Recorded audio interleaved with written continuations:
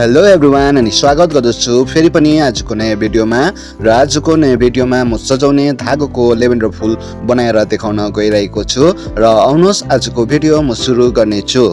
प्रथम सजाउने लेभेन्डर फुल बनाउनको लागि मैले यो तीनटा कलरको धागो लिएको छु।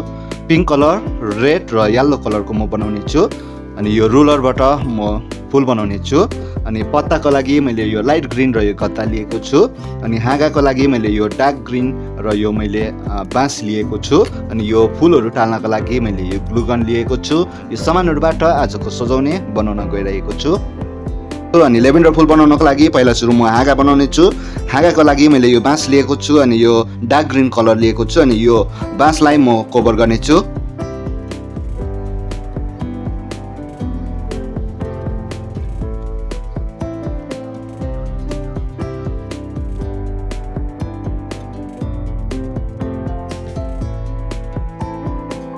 यस प्रकारले यो हाँगा बनाइसकेपछि म येलो कलरको धागो लिएर यो फिटमा म फुल बनाउने छु। फिटमा यस प्रकारले बान्ने छु म धागोलाई।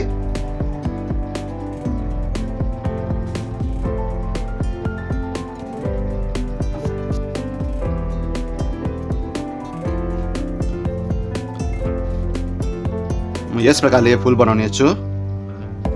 यस प्रकारले गर्दै म यसलाई बनाउने छु।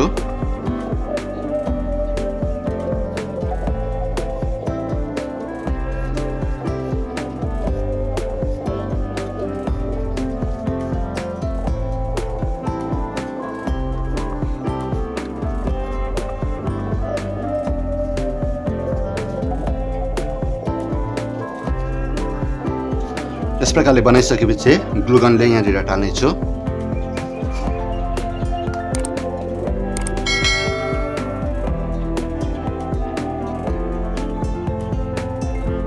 यो ग्लु गनले टालिसकेपछि यो रुलरबाट म बिस्तारैसँग निकाल्ने छु।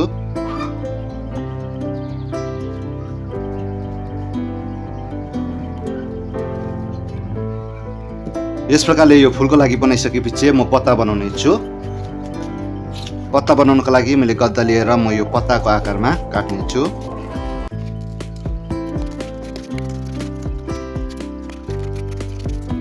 गद्दालाई यो पत्ताको आकारमा काटिसकेपछि यो लाइट ग्रीन कलरले म यसलाई पनि कभर गर्ने छु।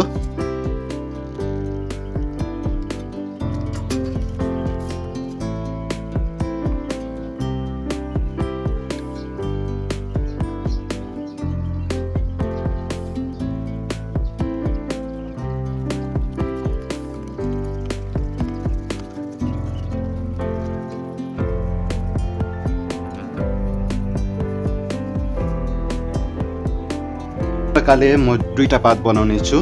दुईटा पात बनाइसकेपछि जुन यो हाँगा मैले बनाएको छु यो हाँगामा यो पत्ता र यो फुलको लागि जुन मैले बनाएको छु यसलाई यो हाँगामा टाल्ने छु।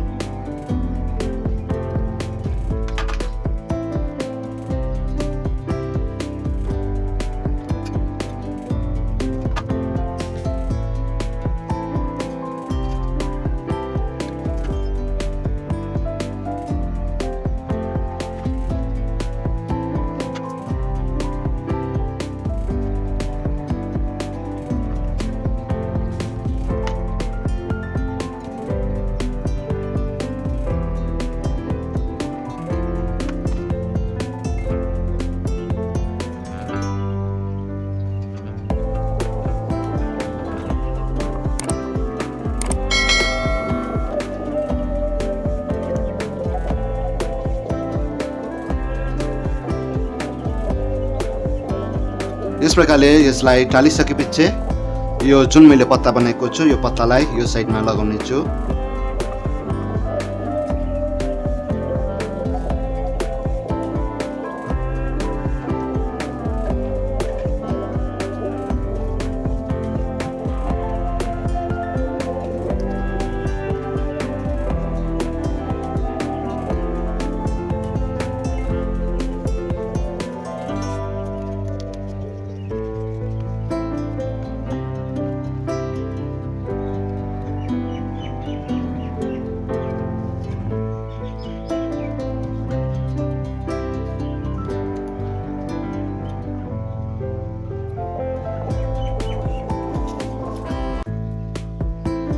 प्रकारले अरू रङको फुल पनि म बनाउने छु र आजको भिडियो कम्प्लिट भइसकेको छ र अर्को नयाँ भिडियो लिएर म चाँडै आउने छु तबसम्मको लागि keep smile and take care